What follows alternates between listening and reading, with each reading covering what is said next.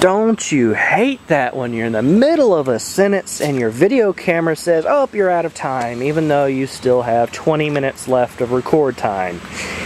Anyway, will not be getting manual.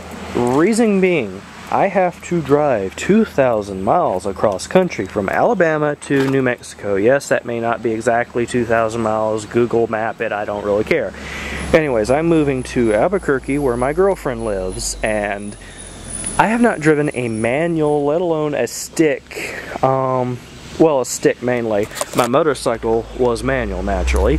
I drove that. That was fine, you know, motorcycle, you know, you get used to it. A car, I have not driven a stick in at least 6 years, and the last car I drove that was manual was a 1968 Ford Mustang California Coupe, British Racing Green, 3-speed, 4-speed, whatever it was a piece of shit. That's putting it politely. My girlfriend is going to chew me out for saying that because she is a fan of that particular model, but she likes the Shelby, which is the Eleanor, so I might can get away with that. Yeah, the Shelby was good. The Ford, fix or repair daily, it earned that title. Anyway, I don't feel like putting a manual in here, learning how to drive it across a 2,000-mile trip cross country. That's too much work. Frankly, I'm lazy, I'm impatient. Y'all know this by now. I didn't buy a sports car to drive slow. Yeah. Anyway, we'll be buying upgraded automatic transmission from Z1 Motorsports, which has the better friction plates, it has extra clutches, it has better steels in it, it has a rebuilt torque converter, all that good stuff. And since this piece of crap transmission lasted 160,000 miles and it's stock, I would expect the upgraded one from Z1 to last twice as long, yes? Seeing as how there is a guy with a twin-turbo 300ZX that he's still running all original OEM equipment, everything. It's still on stock turbos, the original turbos, still on the original engine, 300,000 miles. Given, of course, he kept up with it, and I don't recall if it's auto or manual. I think it's manual. But, if the car is taken care of, it will last a long time. Unfortunately, I have had both of these were not in the best of care. Frankly, the areas where the skirts I took off right here, where the wheel, right there, it's all rusted. That one's not so bad. That one I've already treated. It couldn't be patched and not body filler, but undercoating. This one, however, note the hole. And that's, yeah.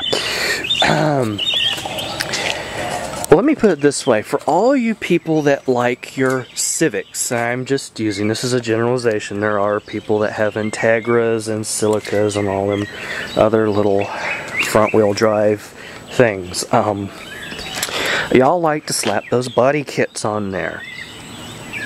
They are neither created in a wind tunnel or designed to operate efficiently. They are made for looks.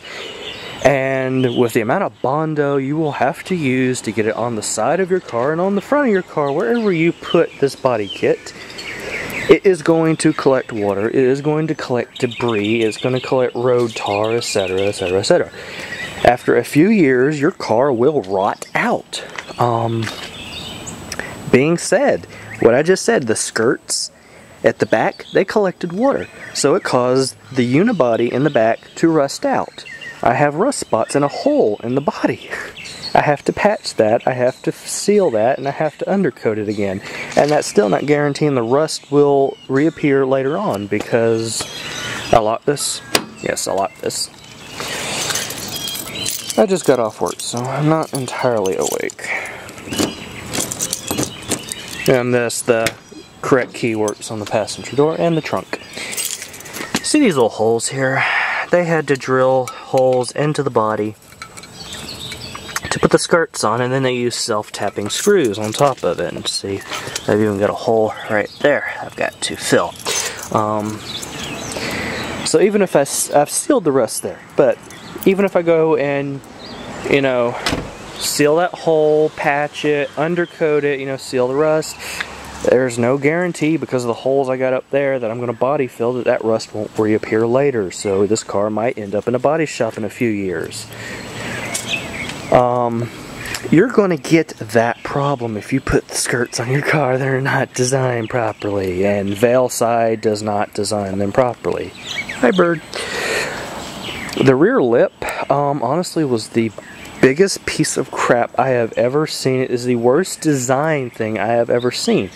Okay, it was designed like it had a diffuser or little fins to direct airflow. Yeah, it looked good from the rear. In actuality, from the front of the car, those fins were open. They were not closed. Those fins were open. So when air was coming under the car, it was catching the fins and it was causing turbulence. It was kicking dust back on the car, and it's raining. Yay, electronics and rain do not mix. Okay, anyway.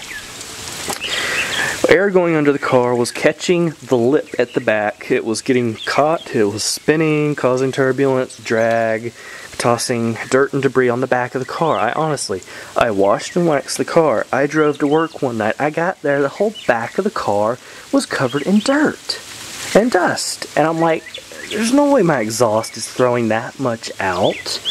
And it wasn't. It was the lip. Not to mention when I took the lip off, not just mentioning the fins that had the open part that was scooping the air, they had little, on the sides of the car went over the bumper, it was like a little bowl area. When I took it off, each bowl area had about a quart of water in that area. Let me say, I'm down in South Alabama near the beach. It gets very warm here. We have, you know, 110 degree, 115 degree summers. Yes, it is raining now, but when I took that skirt off, it had not rained in over a week, and I still, son of a bitch, I still had water in the skirts and in the rear lip. So, on the body itself, the unibody, that made it rust. On the bumper, it discolored it.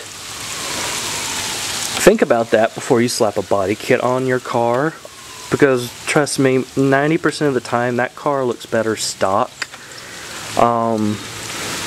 Especially some of the kits I've seen on Civics, it just omitting the 5-foot wing you slap on the back of your Civic, I swear, the front end of that car looks like something from Back to the Future. Not even, well,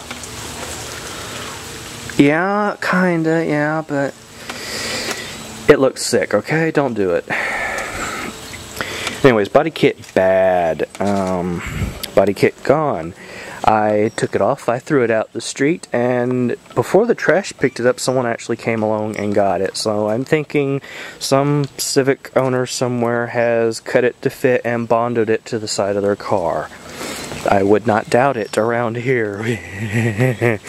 And as my video runs out. Anyways, transmission tore up, EFI harness shot, body kit gone. I need $3 grand to fix the car, and we'll have it in a few weeks to months. And once that's done, anyway, as my video cuts me off again, after that's all done, I will be moving, and New Mexico, here I come.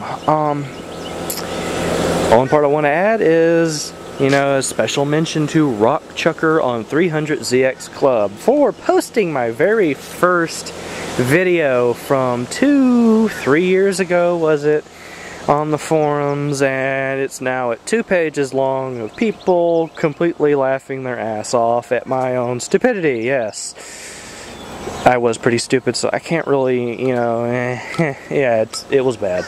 Yeah, I'm gonna slap an HKS intercooler on the car. Y'all remember that? Yeah, it's a naturally aspirated engine. I was an idiot.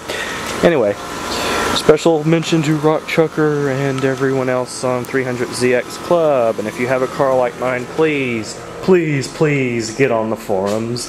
You will learn a lot. As one of the mods mentioned, the reason he knew the problem and he posted it. I wasn't on 3ZC yet at the time I took the video, and he was correct. I was not on 3ZC at the time. I know a lot more now than I did then, but I still have a lot to learn. So, more to come. Hopefully I will have that painted, primed, another 2 coats of primer, sand it down, get it nice and smooth, then paint it, and put it on the rear of the car. The paint's not going to match, but honestly I don't really care. It's going to work, because the one that's on there now is full of holes. The car's holy. Yes, I had to say it. Anyways, more to come, and I'm going to bed now. Goodbye.